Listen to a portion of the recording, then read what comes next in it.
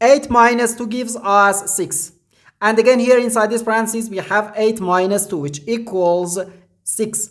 So 6 times 6 gives us 36. But this answer is not correct because according to the order of operations, which is PEMDAS,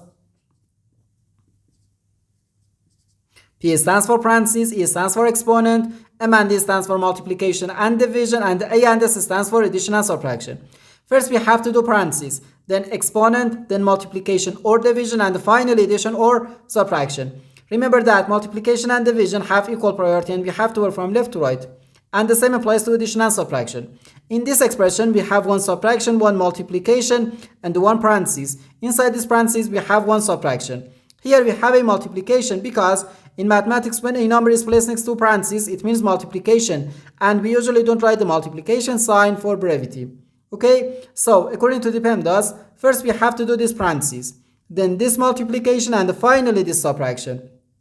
If we do this subtraction before this multiplication or this parentheses, it is wrong.